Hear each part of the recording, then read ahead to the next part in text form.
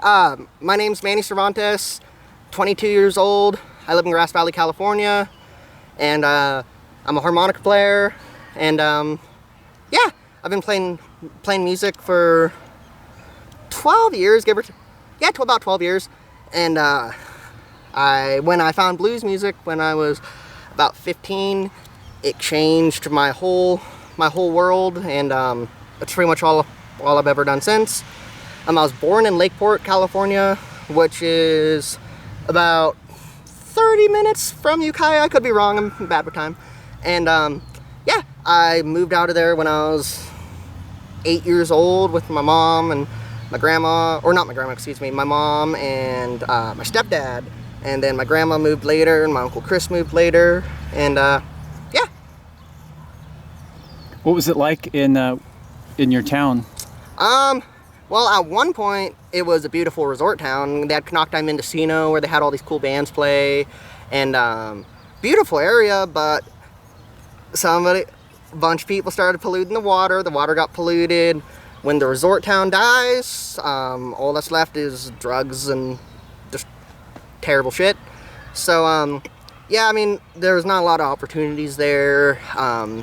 It's a pretty low income area, violence and drugs, and I mean, for a small town, it's pretty nasty. So, yeah, I moved out of there when I was 9 or 10, or 8 or 9 or 10. I'm bad with time. And I moved to Grass Valley, and it's totally changed my world. Is that where you got your music beginnings? In Grass Valley? No. Lake County? Was there any influence there that? Nah.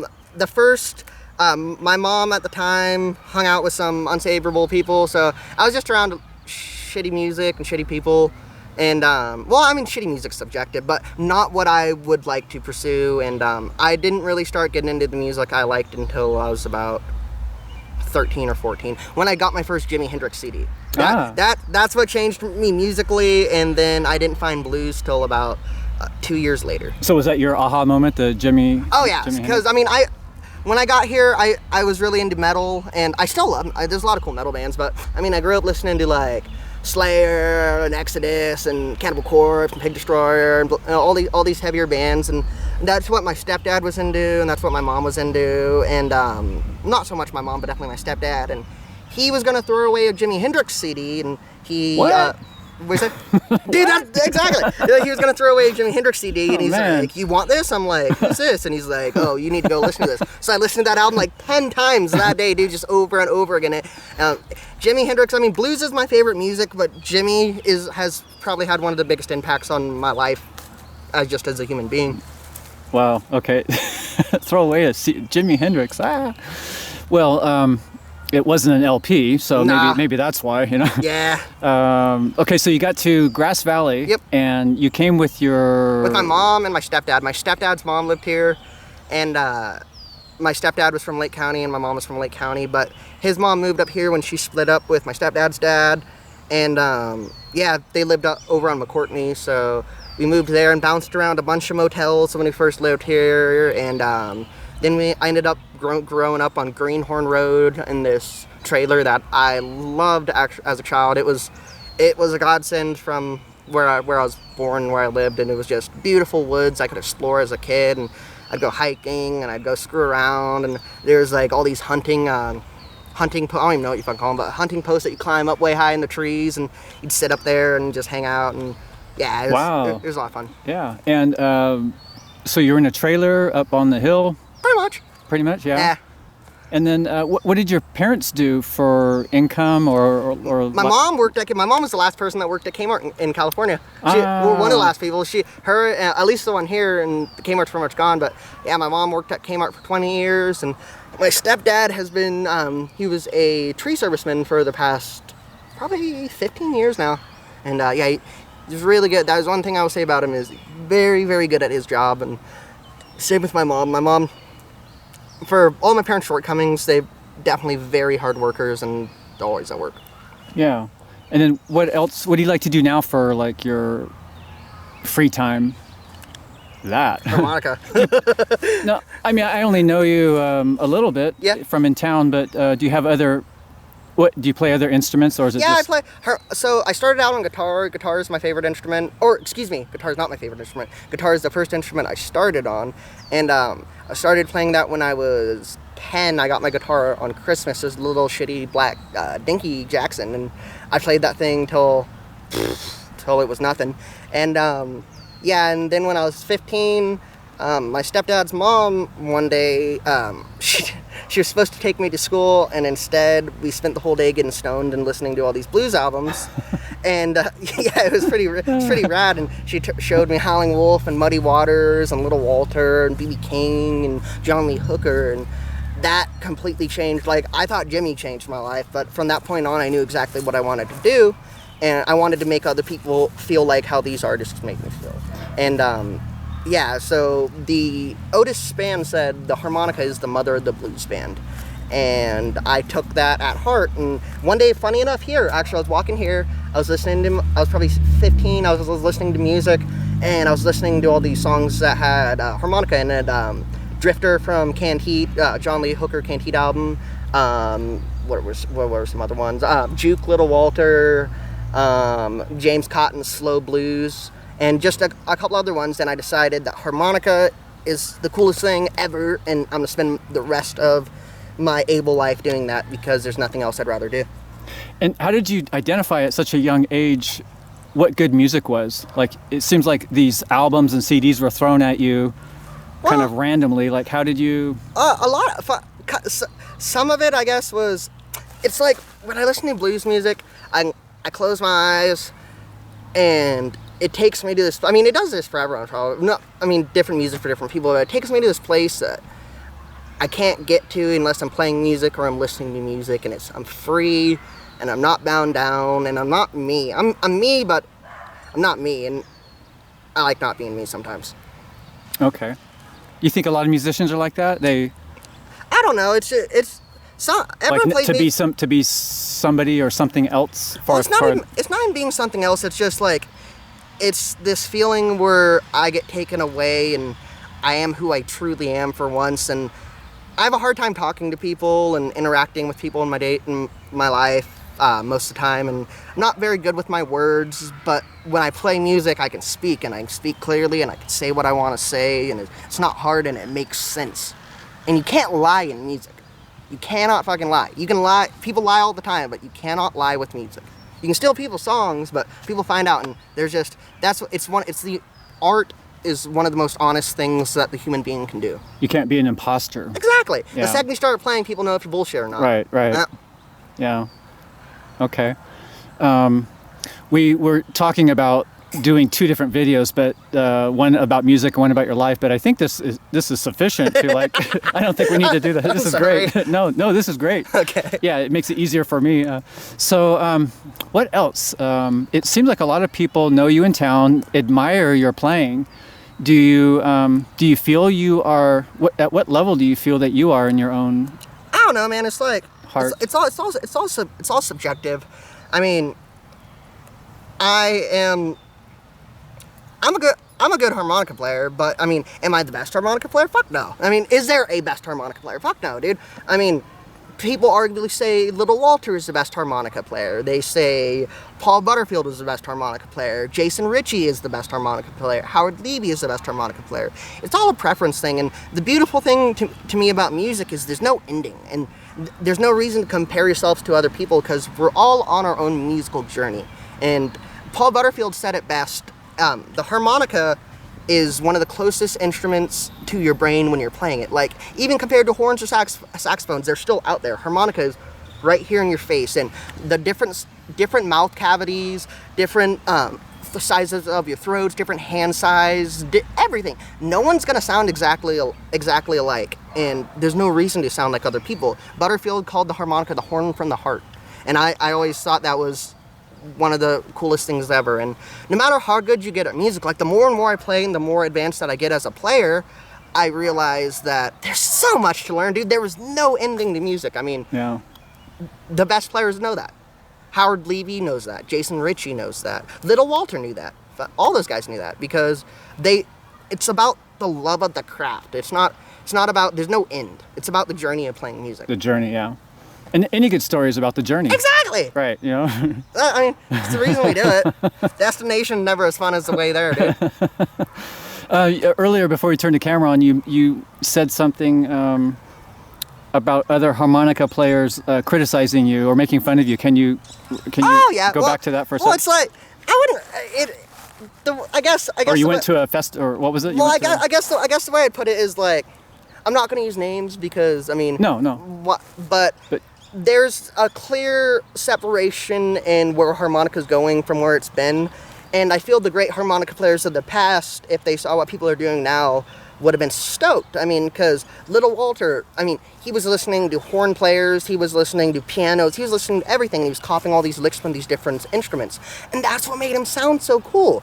And he was listening to all these people do this stuff that he'd never heard people do on the harmonica, like, because they're doing it on the saxophone. And he's like, how the hell do I do that on here? And he figured it out. Can you give an example? Or like, Little Walter kind of thing would be like...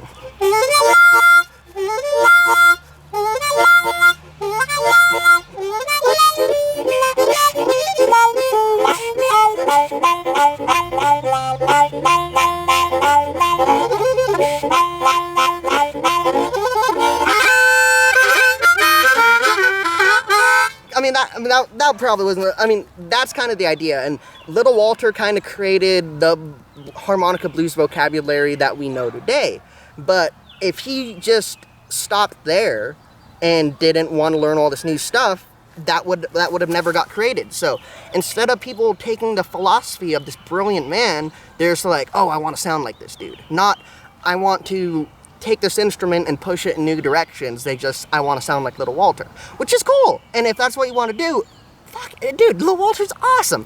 But there is like a clear separation in harmonica players between the people that want to sound like Little Walter and then the people that want to progress the instrument. Is it because of ego and notoriety? Like, oh, I want them to think I'm this person? I think partially, yeah. I mean, yeah. For some though. I mean, it's person to person. Some people do it just for the pure love of post-war blues. They love that traditional sound, and that's what got them into the harmonica. For other people, like the guy I was telling you about that gave me a hard time, he's a great harmonica player. He's a famous harmonica player, but at least for me, it's not my thing. Yeah, and what was I going to ask you? Something really important. Do you consider yourself a preserver of the classical form as well as the preserving that as well as the innovation? Like, no, I couldn't consider myself a true purist in blues music because like Paul Butterfield said, it's a horn from the heart, and I heard him say that early on into my harmonica playing career, and that made me, I never wanted to sound like anyone else. I just want to sound like me. I don't want to sound like Little Walter. I don't want to sound like Paul Butterfield. I don't want to sound like any of those guys. I love their shit. Because you're more interested in your personal journey than I just want to sound like me. We're all, no matter how hard we try to sound like someone else, we're always going to be us. And it's something that I've learned musically recently that's important is to learn how to sound like these other people, just so you have those abilities to do so. Foundation. Yeah, but right.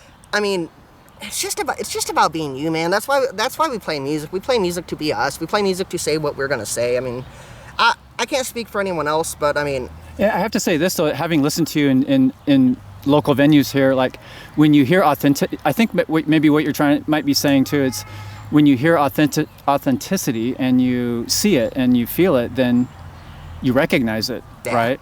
You know, instead of trying to mimic or emulate other people. Because I just want to be me. I mean, that's all I've ever wanted to be. I mean, the reason I play harmonica is because my love of blues music and my love that this instrument is not made to be played the way we play it. The way the harmonica was meant to be played it's supposed to be a simple folk instrument. It was supposed to play like "Oh Susanna" and like just real simple melodies until someone started figuring out, hey, if you inhale and you slightly change your embouchure, it lowers the note so we can get these blues notes, which the guy that made it had no clue. And then even more so in 1969, 1970, when Howard Levy started developing the overblow technique, he realized that you can get every single note on a piano scale, well, in a chromatic scale, on the diatonic harmonica. Which, if the dude that created the harmonica in like 1820 knew that, he would have blown him away because he did not. Dude, he created it for Oh Suzanne and all these simple like German folk melodies, and he has these people playing like gypsy jazz on it, or blues, or country music, or all this. He would have never had any idea. Or if he heard electric like someone playing through an amplifier, dude. I mean, it's just, it amazes me that this small instrument that was made for such a small, simple purpose can become so beautiful and do all these different things. We talked before we turned the camera on. We talked about, or you did, about how music not only taps you into who and what you are, but also helps you to relieve the anxiety that you experience. Can you talk a little bit about that? Well, I'm a bit of a weird fucker. So I mean, like, I have a hard time talking to people. I have a hard time. I mean, I can talk to people, but like when there's a group of people, I have a hard time talking, and I don't get on very well with people. I mean, I have my friends and stuff, but I'm a weird person, and it's like when I play music, it's not like when I talk to girls or when I talk to people I don't know, it's just like I don't know what to talk about, and I don't know what to say, and I don't know how to be myself. I don't know how to be in my skin. I don't want to be in my skin. I don't want to be there. Like, if I have a purpose for being somewhere, like, I can play in front of fucking 300, 400, 500 people and not even sweat a brow, but if I'm talking to 3 people, I'm going to be sweating my guts out, and I'm going to have anxiety, because it's just like music is when I'm free, and when I'm not playing music, most of the time, again, I'm enjoying myself right now, but a lot of times I get sucked into myself, and I mean, obviously I have a cleft palate, so that's always, it affects me more than I think it does mentally, because I didn't get bullied much for it when I lived here, but when I was young, I would get bullied pretty hard for it, and I don't know. My friend Chris made an interesting point one time that part of the reason I play a harmonica is because it covers my face. Which I never thought about that. Yeah, it's interesting. Yeah. Yeah, but I don't know. It's just it's the time that I can say what I want to say and not stutter. Yeah. When I first approached you, I think you caught my attention in downtown Grass Valley. You were in a cubby hole, like in one of the store cubby holes. Jay Brewers. Yeah. Yep.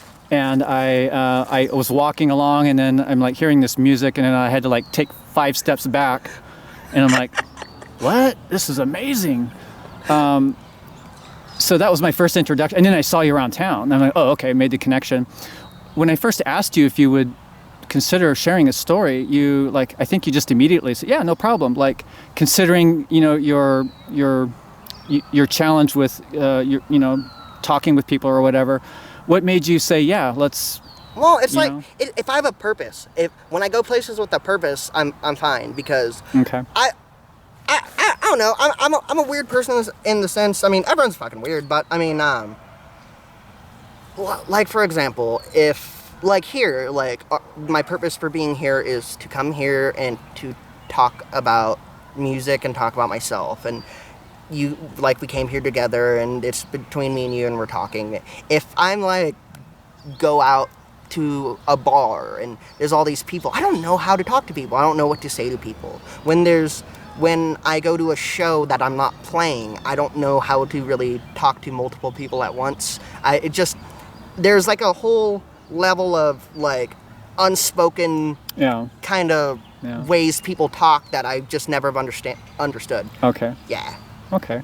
And then in closing, if you will, can you talk a little more about your family? You have a sister or siblings? Like, how was your dynamic with the people in your life? I was an only child until a year and a half ago. And then my dad got busy again with my stepmom, and now I have a baby sister and a baby brother coming on the way. I thought when you said baby sister, when we were coming over to the park, I thought you meant like a few years younger. No, when I say baby sister, dude, 1.5. Okay. Yeah. And then my baby brother is coming on his way in September. We're all September babies. Oh, wow. My dad likes to get it on at the same time. And yeah. And you've had some family that passed away. Yeah. So a lot of transitional. Oh, yeah. I mean, my mental health has always been a terrible thing in my family because my family's crazy. And my grandma Becky had COPD and other stuff, along with super heavy mental issues. That could be a whole other story. And essentially, long story short, is she would starve herself, and then she would get so sick that she'd have to go to the hospital. and then she would come out and she'd do better and she'd gain weight back. And basically what ended up happening was this lady that was 250 pounds throughout my life died at about 60 pounds. Wow. And then 2 days later, my Uncle Harold died because he was waiting for her to die so he could die. And then about 9 months later, my Uncle Chris, who was only, I think, 44, he got into a car accident in the morning, and yeah, he passed away. Left 2 kids, which sucks, but yeah, they're really good kids. But yeah, yeah, my uncle Chris, yeah, he was fucking don't look at your phone and drive. Yeah. Yeah, he was looking at his phone on doing something and didn't see the dead deer that was on the road, looked up, swerved, hit a tree, and was dead. So yeah, it's weird kind of going from having all these people in your life to not really having all those people in your life in such a short period of time. But I mean, I look at the bright side. I mean, shit happens, people die, people get born, and I mean, what are you gonna do? I mean, yeah. What's your band? My band is called the Tyler Foot Walkers, and oh, nice. Yeah. So there was this dude that lived up on Tyler Foot Road that lived in the woods, and he was stealing people's mail, and he was just like walking up and down the road all the time. And me and my guitar player, before we started the band, we'd always call him the Tyler Foot Walker. And then one day he disappeared, and we're like, oh, dude, we gotta name this band after him and like solidify him as the local legend. And yeah, and never saw him again. But oh man, that's great. The band. Here we go. And where do you? Next show is June 22nd at the Crazy Horse. If you're around. Yeah. And you can always find us on Facebook. So you better watch this video before then, not 5 years later. Right? Yeah. Okay. So in closing, would you play something like? What's your favorite? What could you play that was just like for a minute or two?